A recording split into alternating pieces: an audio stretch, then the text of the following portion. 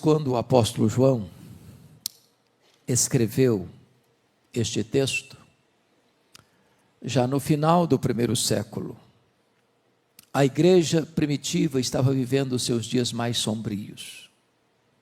Muita dor, muita lágrima, muito sangue. Os crentes estavam sendo crucificados, queimados vivos, jogados às feras. Aliás, todo o primeiro século foi um tempo muito difícil. Os imperadores romanos, na sua maioria, foram homens truculentos. Poderíamos rememorar a história de César Augusto, que governou do ano 27 a.C. ao ano 14 depois de Cristo, período em que Jesus nasceu em Belém da Judeia. Ele foi sucedido por Tibério César, que governou do ano 14 ao ano 37 da era cristã, quando então Jesus é crucificado, ressuscita dentre os mortos e retorna aos céus, onde está assentado à direita da majestade. Tibério César foi substituído por Calígula, um dos homens mais perversos da história, que governou de 37 a 41 da era cristã. Ele foi sucedido por Cláudio, que governou de 41 a 54, período em que houve uma grande fome no mundo, e os judeus foram dispersos de Roma, ou expulsos de Roma, voltando para sua terra pobres, o que oportunizou o apóstolo Paulo a fazer uma grande coleta entre as igrejas gentílicas para os pobres da Judeia. Cláudio foi sucedido por Nero, que governa de 54 a 68. Talvez um dos homens mais perversos da história. O homem que incendiou Roma e mandou matar o apóstolo Paulo e o apóstolo Pedro. Nero suicidou em 68 e foi sucedido por Vespasiano, que governou de 69 a 79. Foi no governo dele que foi inaugurado o Anfiteatro da Morte, o Coliseu Romano, no ano 70. Que numa festa de inauguração de 100 dias, 10 mil crentes foram mortos com requinte de crueldade. Foi também no governo dele, no mesmo ano 70, que a cidade de Jerusalém foi destruída. O templo foi arrasado e os judeus foram dispersos pelo mundo, na mais longa diáspora, desde o ano 70 a 14 de maio de 1948. Vespasiano foi sucedido por Tito Flávio, o general que destruiu Jerusalém, que governou de 79 a 81. E Tito Flávio foi substituído e sucedido por Domiciano, que governou de 81 a 96. O primeiro imperador da história a rogar para si o título de Senhor e Deus. Tão perverso e mau, que foi chamado de Nero Redivivo, ou segundo Nero. Foi este imperador que deportou o apóstolo João, então pastor da igreja de Éfeso, para uma colônia penal, para a ilha vulcânica do Mar Egeu. Vale destacar que a essas alturas, todos os demais apóstolos do Senhor Jesus já estavam mortos, e mortos pelo viés do martírio. João era o último representante do colégio apostólico. Certamente a intenção de Domiciano era calar a voz do último apóstolo de Jesus e jogar uma pá de cal na igreja tão sofrida e massacrada. Porém, quando todas as portas estavam fechadas para João na terra, naquela ilha vulcânica, Deus vira a mesa da história. Deus muda o placar do jogo. Porque os destinos da história não estão nas mãos dos poderosos deste mundo. Os destinos da história estão nas mãos do Rei dos Reis e do Senhor dos Senhores. Quando todas as portas se fecharam para João na terra, Deus abriu-lhe uma porta no céu e disse: sobe para aqui. E eu te mostrarei não as coisas que talvez aconteçam. Eu não te mostrarei as coisas que podem acontecer. Eu te mostrarei as coisas que devem acontecer. O nosso Deus está no trono e as rédeas da história estão em suas mãos. Era um dia de domingo. Era o dia do Senhor. Quando João escuta atrás dele uma voz como de trombeta dizendo: o que vês, escreve em livro e manda às 7 igrejas: Éfeso, Esmirna, Pérgamo, Tiatira, Sardes, Filadélfia e Laodiceia. Quando ele se volta para ver quem falava com ele, ele não vê quem falava com ele. Ele vê as 7 igrejas, os 7 candeeiros, e no meio das igrejas um semelhante a filho de homem. O mundo só pode ver Jesus na igreja e através da igreja. Mas quem é este que João vê no meio das igrejas? Este é o centro da história. É o centro da eternidade. É o centro da terra. É o centro do céu. Este é o centro do Antigo Testamento, o centro do Novo Testamento. Este é tudo em todos. Este é a semente da mulher. É o descendente de Abraão. É o Cordeiro da Páscoa. É a coluna de nuvem. É a coluna de fogo. É o maná que caiu do céu. É a água que brotava da rocha. Simbolizado pelo tabernáculo, pela arca da aliança, pelo templo, pelas festas, pelos sacrifícios, pelo sábado. Tudo era sombra dele. Ele é realidade. Ele é tudo no Novo Testamento. Ele é aquele que na plenitude dos tempos nasceu, segundo a lei, nasceu de mulher. Ele é o verbo que se fez carne. Ele é o fundamento da igreja. Ele é o dono da igreja. Ele é o edificador da igreja. Ele é o protetor da igreja. Ele é o Cordeiro que tira o pecado do mundo. O Cordeiro que foi morto, mas está vivo pelos séculos dos séculos. Ele é o grande eu sou. Ele é o pão da vida, a luz do mundo, a porta das ovelhas, o bom pastor, a ressurreição e a vida, o caminho, a verdade e a vida, a videira verdadeira. Ele é o alfa, ele é o ômega, ele é o princípio, ele é o fim, ele é a raiz de Davi, ele é o leão da tribo de Judá, ele é o rei dos reis, ele é o senhor dos senhores, ele é a razão da nossa vida, ele é a nossa alegria, ele é a nossa paz, ele é a nossa justiça, ele é a nossa herança, e nós viemos aqui para adorá-lo nesta noite.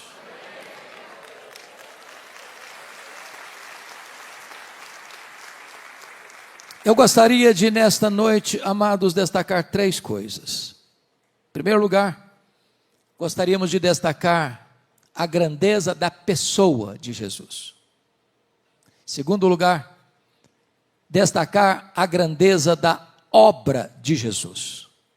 Em terceiro lugar, quais são as implicações dessas 2 verdades anteriores.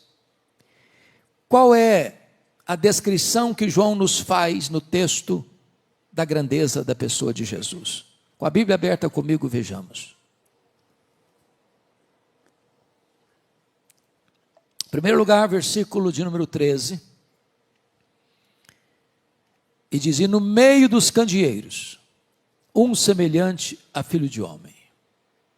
Notem vocês, que a primeira coisa que ele percebe é a onipresença de Jesus. Ele está no meio das igrejas, ao mesmo tempo em Éfeso, ao mesmo tempo em Esmirna, ao mesmo tempo em Pérgamo, ao mesmo tempo em Tiatira, ao mesmo tempo em Sardes, ao mesmo tempo em Filadélfia, ao mesmo tempo em Laodiceia, ao mesmo tempo na Igreja Batista do Lago do Sul de Brasília. Ele está aqui nesta noite, ele está andando entre nós. E é porque Ele está aqui que você e eu viemos aqui. E é porque Ele está aqui que esta reunião se transforma em uma coisa tão importante. E não é apenas um mero encontro religioso. Ele está presente. Aqui, ali, além e acolá. preciso concordar com o primeiro-ministro da Holanda, Abraham Kuyper, quando disse que neste universo de mais de 93 bilhões de anos-luz de diâmetro, não há 1 centímetro desse universo onde Jesus não possa dizer: eu estou aqui, eu criei isso aqui, eu sou dono disso aqui. Segundo lugar, vejam comigo o verso 14. A sua cabeça e cabelos eram brancos como a alva lã, como neve. O que representa esta figura? E significa que ele é eterno. Ele existe antes do tempo. Ele preexiste ao princípio. Ele preexiste à criação. Ele não foi criado, ele é o Criador. Ele não passou a existir, ele é o Pai da eternidade. Ele já existia eternamente como Deus, na comunhão plena da Trindade, antes que houvesse o mundo. Ele não precisou criar para ser Deus, já o era antes da criação. Ele não precisou criar para ter relacionamentos, ele já era plenamente feliz na relação intratrinitariana. Ele existe antes do tempo, ele está fora do tempo, porque é transcendente, ele está dentro do tempo, porque é imanente. Ele é Deus de eternidade a eternidade. Terceiro, versículo 14 diz: os olhos como chama de fogo. Cantamos essa verdade aqui hoje. E o que representa isso? Significa que ele é onisciente. Ele tudo vê. Ele tudo sabe. Ele tudo conhece. Ele a todos sonda. Ele conhece o revelado e conhece o oculto. Ele conhece o que sabemos e conhece o que não sabemos. Não há nada que escapa do conhecimento dele. Nada fica oculto diante daquele cujos olhos são como chama de fogo. É por essa razão que, na medida que as cartas são enviadas às 7 igrejas, há um estribilho que se repete em todas elas: eu conheço, eu conheço, eu conheço, eu conheço, eu conheço, eu conheço, eu conheço, eu conheço as tuas obras, eu conheço a tua tribulação e a tua pobreza, eu conheço o lugar onde tu habitas. Ele conhece o seu nome, ele conhece o seu passado, ele conhece a sua história, ele conhece o seu presente, ele conhece o seu futuro, ele conhece as suas dores, ele conhece as suas lágrimas, ele conhece as suas angústias, ele conhece as suas noites indormidas, ele conhece as suas madrugadas insones, ele conhece os seus sonhos, ele conhece as suas frustrações, ele conhece os seus dramas existenciais, ele conhece você por dentro, ele conhece você por fora, ele conhece você exaustivamente. É curioso que nós amamos as pessoas porque nós não as conhecemos completamente. Se as pessoas pudessem saber tudo a nosso respeito, até o que pensamos, talvez fugiriam de nós.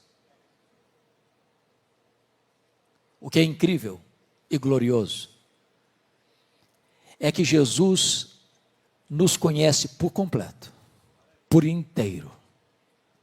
E a despeito disso, nos ama com amor eterno.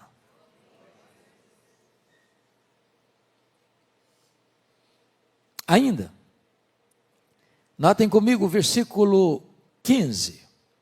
Os pés semelhante ao bronze polido, como que refinado numa fornalha. O que é que essa figura representa? Representa que ele é onipotente. Ou seja, ninguém pode ameaçar Jesus, ninguém pode intimidar Jesus, ninguém pode derrotar Jesus, ninguém pode colocar Jesus contra a parede e diminuí-lo, subtraí-lo, deslustrar a sua glória. Ele é o todo-poderoso Deus. Tudo pode. Ninguém pode resisti-lo. Quando ele vier na sua majestade e glória, ele vai colocar todos os seus inimigos debaixo dos seus pés. E vai lançar no lago do fogo o anticristo, o falso profeta, o diabo, a morte, o inferno e todos aqueles cujos nomes não estão escritos no livro da vida. É curioso que de vez em quando levanta-se algumas pessoas do topo da sua ignorância ou da sua tolice e tentam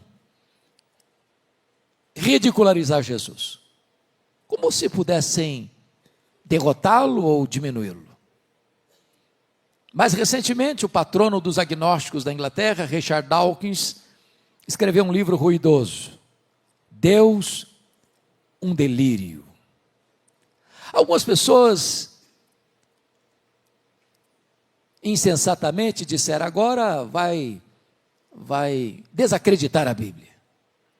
Agora vai colocar o cristianismo debaixo do selo do ridículo. E eu pergunto a vocês, onde está o livro Deus, um delírio? Nem na promoção ninguém compra mais. Virou pó. E a Bíblia continua sendo traduzida, impressa e distribuída aos milhões. E Jesus continua soberano, assentado no trono.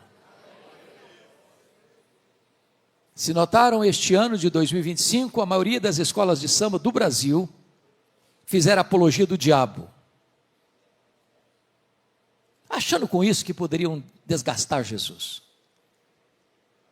Tolice, completa tolice. Em São Paulo, há alguns anos, encenaram no carnaval o diabo arrastando Jesus pelos cabelos rua fora, como se aquilo pudesse destruir a reputação de Jesus. O entendimento que eu tenho é o Salmo 2. Lá de cima Jesus olha essas cenas e ri. Porque é Ele, Jesus, quem dá a vida e quem tira a vida. Ele é quem exalta e quem humilha. Ele é quem põe no trono e Ele é quem faz apiar do trono. Ninguém pode enfrentar o Rei dos Reis, o Senhor dos Senhores e triunfar sobre Ele. Ele é o todo-poderoso Deus, vencedor invicto em todas as batalhas. Ele é onipotente. Mas notem mais. O verso 15 diz, a voz é como voz de muitas águas. O que significa isso? Significa que a sua palavra é poderosa, é onipotente. Meus irmãos, essa palavra é tão poderosa que Ele chamou à existência as coisas que não existiam e sem matéria pré-existente, criou o universo pela palavra do seu poder. Ele dá uma ordem e o sol para. Ele dá uma ordem e as estrelas aparecem, cada uma chamada pelo nome. Quando tem mais estrelas no firmamento que todos os grãos de areia de todas as praias e desertos do nosso planeta. Ele dá uma ordem e o mar se acalma. Ele dá uma ordem e o vento cessa. Ele dá uma ordem e a enfermidade acaba. Ele dá uma ordem e os demônios têm que bater em retirada. Ele dá uma ordem e os anjos saem para obedecê-lo. Ele dá uma ordem e a sua voz ecoa no universo. E ela é poderosa. E essa voz está sendo proclamada nesta noite. A voz do Evangelho, a voz das Escrituras. Mas notem mais. Versículo 16, diz que tinha na mão direita 7 estrelas e da boca saía-lhe uma afiada espada de 2 gumes.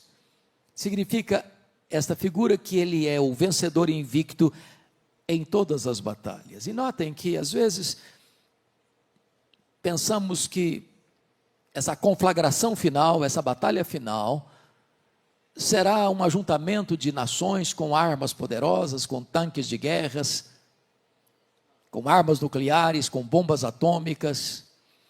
E embora o homem tenha tanta força nesta área bélica, Mas a única arma que vai ser acionada nessa batalha final não vai ser a força do exército humano ou das grandes potências militares.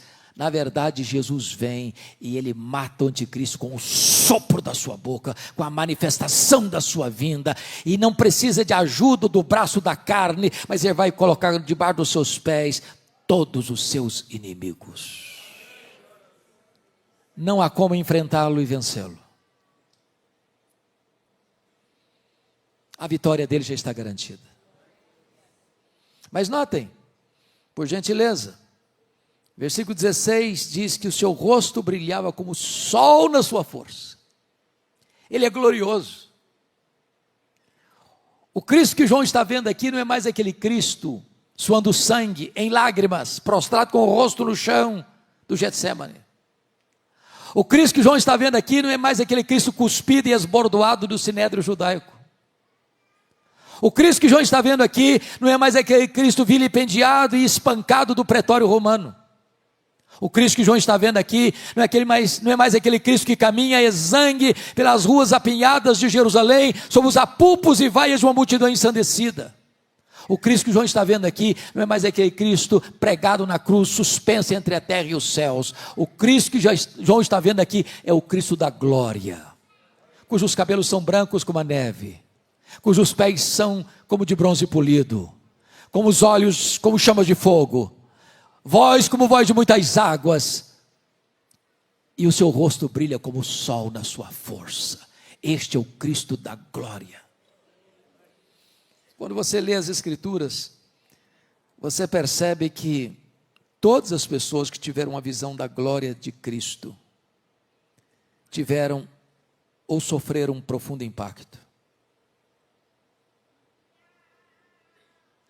Quando Deus se revelou a Jó na sua majestade,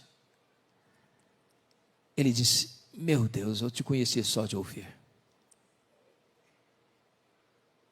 Agora os meus olhos te veem e eu me abomino. Quando Isaías teve uma contemplação da sua glória, ele diz: ai de mim, eu estou perdido. Quando João contempla o Cristo da glória, ele cai como morto aos seus pés. É o Cristo glorioso. Mas finalmente, notem comigo o versículo 17 e 18, que ele é o Cristo da restauração. Porque João, ao cair como morto, o Senhor pôs a mão direita sobre ele e diz assim: ô João, fica com medo não. Eu sou o primeiro e eu sou o último. Eu estive lá no começo, eu estarei lá no fim e eu estou no processo. Ô João, não fica com medo não, porque eu já estive morto, mas eu estou vivo pelos séculos dos séculos. Nós não estamos aqui adorando o Cristo que esteve vivo e está morto, nós estamos aqui adorando o Cristo que esteve morto e está vivo pelos séculos dos séculos. Fica com medo não, João, porque eu tenho as chaves da morte e do inferno. Quem tem as chaves tem o controle, tem o poder, tem a autoridade. Jesus manda no céu, Jesus manda na terra, Jesus manda no inferno. Ele é o soberano Senhor do universo, e é este o Cristo que amamos, é este o Cristo que esta igreja proclama, este é o Cristo que nos deu vida eterna, a glória da sua pessoa. Vejamos o segundo ponto da mensagem agora, então, a glória da sua obra em nosso favor.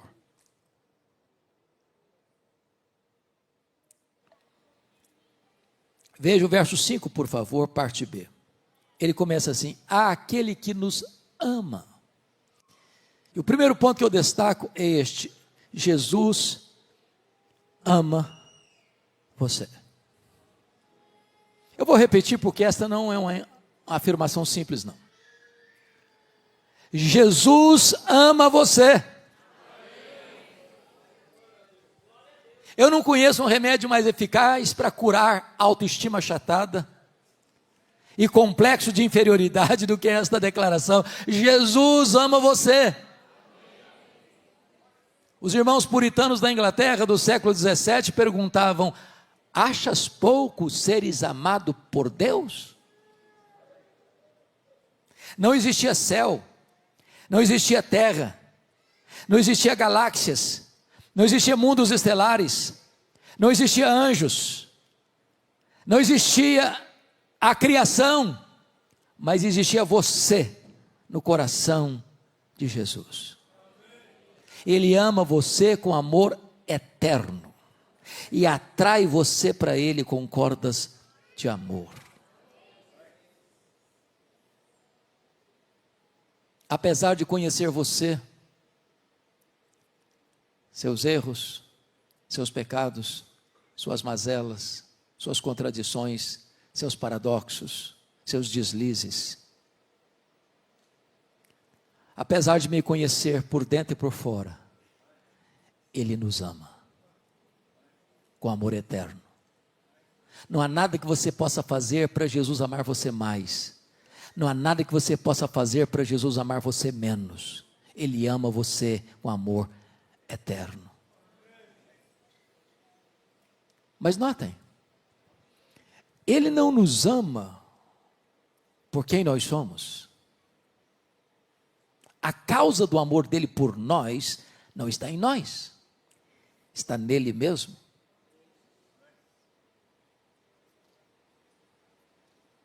Ele não passou a nos amar porque nós o amamos primeiro. Ele nos amou primeiro, por isso nós o amamos. O nosso amor por Ele é o refluxo do fluxo do amor dele por nós. Ele não nos ama por causa dos nossos méritos, Ele nos ama apesar dos nossos deméritos. Ele não nos ama por causa das nossas virtudes, Ele nos ama apesar dos nossos pecados.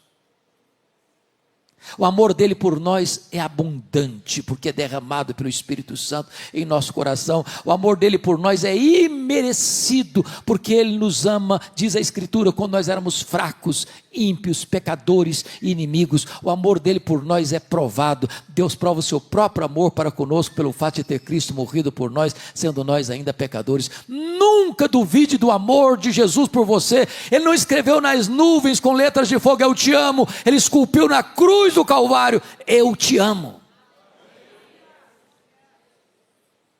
Segundo lugar, olha comigo a segunda obra dele, no versículo 5, está escrito ainda assim: e pelo seu sangue nos libertou dos nossos pecados. Se primeiro, ele nos amou, segundo, ele morreu por nós. Ele morreu por você. Ele morreu pelos seus pecados. Ele não morreu porque foi uma vítima do sistema. Ele não morreu porque sucumbiu ao poder de Roma. Ele não morreu porque foi uma vítima das tramas do sinédrio judaico. Ele não morreu porque Judas o traiu. Ele não morreu porque Pedro negou. Ele não morreu porque o sinédrio judaico costurou acusações pesadas contra ele. Ele não morreu porque Pilatos covardemente o sentenciou à pena de morte. Ele não morreu porque os soldados romanos o pregaram naquela cruz. Ele morreu voluntariamente pelos seus, pelos meus, pelos nossos pecados. Ele não morreu como um mártir. Ele não foi para aquela cruz esperneando. Ele diz: ninguém tira minha vida de mim, eu pelo contrariamente, espontaneamente a dou. Ele caminha para aquela cruz como um rei caminha para a sua coroação. Diz a Bíblia que ele não levou em conta a vergonha, a ignomínia da cruz, pela alegria que lhe estava proposta, a alegria de comprar você com o seu sangue e dar a você a vida eterna. Agora notem, ele morreu, diz o texto, para libertar-nos. Pelo seu sangue, nos libertou dos nossos pecados. Isso significa que o pecado, então, escraviza. Quem é que precisa de libertação? Quem está cativo. A Bíblia diz que quem pratica o pecado é escravo do pecado. Eu vou lhe dizer nesta noite que não há nenhuma igreja, não há nenhuma religião, não há nenhuma denominação religiosa, não há nenhum rito sagrado, não há nenhuma artimanha humana. Não há nenhuma terapia psicológica, não há nenhum divã de psicanalista que possa libertar você dos seus pecados. É só Jesus, é só o sangue de Jesus. Irmãos, o homem não pode lidar com os dramas da sua culpa. Ele pode buscar todos os recursos da terra, ele pode buscar todas as terapias humanas, ele pode frequentar todos os divãs dos psicanalistas, ele pode tomar todos os remédios da farmácia, mas ele não consegue aliviar o chicote da culpa. Mas o sangue de Jesus nos liberta do pecado. Hoje, nesta noite, você pode sair daqui livre, curado, restaurado, perdoado, liberto e salvo pelo sangue de Jesus, que nos liberta do pecado. Ele amou você. E Ele morreu por você. Terceira verdade que esse texto nos apresenta está no verso 6. Vejam vocês: e nos constituiu reino e sacerdotes para o seu Deus e Pai. Primeiro, Ele amou você. Segundo, Ele morreu por você. Terceiro, Ele exaltou você. Vejam que no Velho Testamento nenhum sacerdote podia ser rei, e nenhum rei podia ser sacerdote. O rei Uzias, do topo da sua vaidade, depois de 5 décadas no governo, tentou usurpar o ofício sacerdotal e entrou no templo para queimar incenso, e diz a Bíblia que Deus o sentenciou com lepra e ele morreu leproso. Porém agora Jesus vem. Ele ocupa o tríplice ofício. Ele é profeta, ele é sacerdote, ele é rei. E agora você que crê em Jesus é constituído por ele rei e sacerdote. Nas palavras do apóstolo Pedro, somos sacerdócio real. Isso significa que você não precisa de ninguém para intermediar sua relação com Deus. Você não precisa de um guru espiritual. Você tem livre acesso à sala do trono. O véu do templo foi rasgado de alto a baixo. E você pode falar com Deus a qualquer hora, em qualquer lugar, em qualquer circunstância, porque você foi constituído sacerdote real. Livre acesso à presença de Deus. Que verdade bendita. Que verdade gloriosa. Corre nas suas veias mais que sangue azul. Você é filho do Rei dos Reis e do Senhor dos Senhores. Quarta verdade: primeiro, Ele amou você. Segundo, Ele morreu por você. Terceiro, Ele exaltou você. Quarto, Ele voltará para você. Versículo 7 está escrito assim: eis que vem com as nuvens, e todo olho verá até quantos o traspassaram, e todas as tribos da terra se lamentarão sobre ele certamente. Amém. Irmãos amados, cantamos aqui hoje sobre a segunda vinda de Cristo também. E esta é a verdade magna do cristianismo. Esta é a acrópole da nossa esperança. Esta é a apoteose da nossa fé. Este é o pináculo da nossa confiança. Esta é a consumação da nossa redenção. Jesus voltará em glória para buscar a sua igreja. Que verdade bendita. A história não está dando voltas como pensavam os gregos. A história não está sem rumo como pensam os existencialistas. A história caminha para um telos, para um fim, para uma consumação. E é a segunda vinda de Cristo, a consumação do século, o último dia, quando Jesus então vai estabelecer o seu reino de glória e de poder. Como ele voltará? Diz a Bíblia que ele voltará pessoalmente. Atos 1:11 diz que é o mesmo Jesus que subiu, é o que vai descer. Segundo, ele voltará visivelmente, diz o texto. Todo olho verá. Vai ser o fato mais público da história. Nenhuma montanha tão alta, nenhum vale tão profundo, nenhuma caverna tão escura poderá ocultar alguém dessa manifestação tão gloriosa e visível da volta do Senhor Jesus Cristo. E ele disse: vigiai, porque você não sabe que dia vai ser. E você também não sabe se vai ser de tarde, se vai ser de noite, ou se vai ser de manhã ao cantar do galo. E eu posso garantir a vocês que Jesus voltará de tarde, que Jesus voltará de noite, que Jesus voltará de manhã. É claro que ele está falando dos fusos horários, porque se Jesus voltar de manhã aqui no Brasil, volta de noite no Japão. Se ele voltar de manhã aqui no Brasil, volta de tarde na Europa. Então Jesus volta de manhã, Jesus volta de tarde, Jesus volta de noite. Eu não sei que dia, eu não sei que hora, mas ele voltará e todo olho o verá. Mas ainda Jesus voltará audivelmente. Está escrito: ouvida a voz do arcanjo e ressoada a trombeta de Deus, ele descerá dos céus. Se a segunda vinda vai ser o fato mais visível da história, há de ser também o fato mais audível da história. Ele voltará ainda, diz a Bíblia, repentinamente. Vai ser como um relâmpago que risca os céus, do oriente ao ocidente. Nas palavras de Paulo, como abrir e fechar os olhos, num átomo de tempo. Em outras palavras, não haverá oportunidade de se preparar na última hora. Ou você tem azeite na sua lamparina, ou não haverá mais chance de se preparar naquele dia.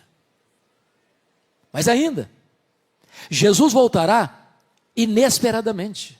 Vai ser como ladrão. Nenhum ladrão manda um WhatsApp dizendo: tal dia eu chego na sua casa, prepara um pão de queijo e um cafezinho que eu estou chegando. É de surpresa. No sermão profético de Jesus, ele disse ainda que vai ser como nos dias de Noé, onde os homens compravam, vendiam, casavam e davam-se em casamento, até que chegou o dilúvio e apanhou a todos de surpresa. E eu pergunto a vocês: que pecado tem em comprar e vender? Que pecado tem em casar e dar-se em casamento? O que Jesus quis destacar? O que ele quis destacar é que o mundo vai estar girando no mesmo jeito que está girando hoje. As pessoas estão vendendo, as pessoas estão comprando, as pessoas estão marcando casamento, as pessoas estão desmarcando casamento, as pessoas estão vendendo, as pessoas estão no comércio, na indústria, nas empresas, nas escolas, nas universidades, nos hospitais, nas ruas, correndo para lá e para cá, viajando e desmarcando compromissos. E é nessa azáfama, é nesse barulho, é nesse ruído da sociedade é que Jesus Cristo vem. Prepare-se para este grande dia. Mas louvado seja Deus, Jesus voltará vitoriosa, triunfante e gloriosamente, com grande majestade e poder. Vai se assentar no trono, vai julgar as nações, vai levar aqueles que estiverem à sua esquerda, que rejeitaram a sua graça: apartai-vos de mim, malditos. Mas vai dirigir-se aos que estiverem à sua direita, aos que foram remidos no seu sangue, que confiaram na sua graça. Vinde, benditos de meu Pai, entrem na posse do reino que vos está guardado desde a fundação do mundo. Pois bem, vimos até aqui então a glória da pessoa e a glória da obra de Jesus. Agora, em último lugar, quais são as implicações dessas duas verdades? Primeira implicação: então não precisamos ter medo da vida, porque ele disse: eis que eu estou vivo pelos séculos dos séculos. Tem muita gente hoje com medo da vida, irmãos, que não suporta a vida. Tem muita gente hoje jogando droga nas veias porque não aguenta a vida. Tem muita gente hoje se embriagando nos bares das esquinas porque não suportam a vida. Tem muita gente hoje flertando com a morte e pulando no abismo do suicídio porque não suportam a vida. Mas quando você tem um encontro com Jesus, a vida sorri para você. Você ama viver. E você diz: este é o dia que o Senhor fez, alegremo-nos e regozijemo-nos nele. Você celebra a vida, porque além de vida física, biológica, você recebe a própria vida eterna. Você recebeu vida em abundância, você recebeu vida eterna. A vida é uma delícia, a vida é um presente, a vida é uma dádiva de Deus, e você celebra a vida. Segunda implicação: então você não precisa ter medo da morte, Jesus Cristo diz assim: não temas, João, eu estive morto, mas eu estou vivo pelos séculos dos séculos. Se a morte é o rei dos terrores, Jesus é o rei dos reis. Ele entrou nas entranhas da morte, ele matou a morte, ele ressuscitou inaugurando a imortalidade, e ele é a ressurreição e a vida, e se você crer nele, você nunca morrerá eternamente. Agora a morte já foi vencida, agora a morte não tem a última palavra, agora o túmulo no nosso último endereço, nós estamos caminhando para a glória. Lá é a nossa pátria, lá é a casa do Pai, e é para lá que vamos. Terceiro, então não precisamos ter medo do desconhecido. Permita-me clarear um pouco esse ponto. Me permita uma pergunta diagnóstica. Quantos aqui nesse belo auditório, hoje, têm a garantia da sua salvação em Cristo Jesus porque nasceram de novo? Levanta a mão. Bendito seja Deus. Isso significa então que você sabe que o fim dessa linha é a glória. Isso está assegurado, está garantido. Agora, isso não tira de nós a nossa limitação humana. Por exemplo, eu não sei, nem você, o que vai nos acontecer daqui a 5 minutos. O pastor Hércio não tem a garantia de que no próximo culto público desta igreja, todas as pessoas que estão nesse auditório estarão vivas. Nós não enxergamos na curva. Nós não enxergamos no escuro. Então vamos compreender um pouco isso aqui. Quando João, meus irmãos, foi levado para a ilha de Patmos, o tempo era muito difícil. Os crentes estavam sendo queimados vivos, jogados às feras, crucificados. Parecia o fim. Mas quando ele chega, ele olha por outro ângulo e diz que está nessa ilha, não porque Domiciano baixou um decreto para enviá-lo para aquela ilha, ele está nessa ilha por causa da palavra de Deus e do testemunho do Senhor Jesus Cristo. É nesta ilha que o futuro se abre. E João então sobe para o céu e vê alguém sentado no trono, o Todo-Poderoso Deus. E ele vê na mão daquele que está sentado no trono um livro de todo escrito por dentro e por fora, selado por dentro e por fora, e ninguém foi encontrado digno, nem de abrir o livro, nem sequer de olhar para ele. Diz a Bíblia que João chorava muito por causa disso, quando escuta uma voz: não chores, João, eis que o leão da tribo de Judá, a raiz de Davi, venceu para abrir o livro e desatar os seus selos. E então Jesus pega este livro e abre os seus selos, e as trombetas tocam. E o quarteto do mal se levanta, o diabo, o anticristo, o falso profeta e a grande Babilônia, e agora as taças da ira de Deus são derramadas, e então o quarteto do mal cai por ordem inversa, e então no capítulo 19, Jesus aparece em glória, grande majestade e glória, para buscar a sua igreja, para assentar no trono, para julgar as nações, e para estabelecer o seu reino eterno. A história não está à deriva. Eu não sei o que vai acontecer amanhã, mas Jesus estará comigo amanhã.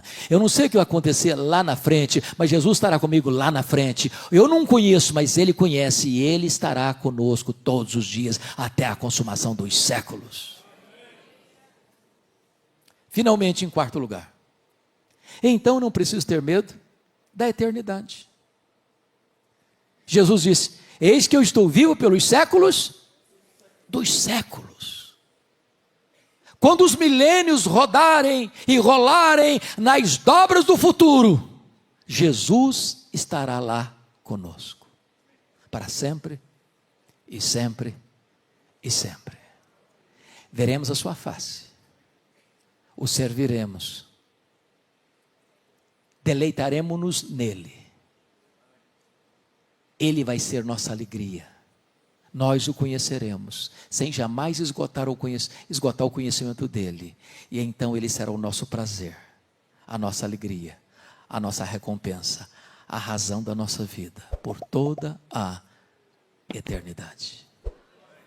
Este Jesus que esta igreja canta e proclama, É este Jesus que nós continuaremos anunciando até que Ele volte. A Ele a honra, a Ele a glória, a Ele o poder, a Ele o louvor, a Ele o domínio pelos séculos dos séculos. Amém.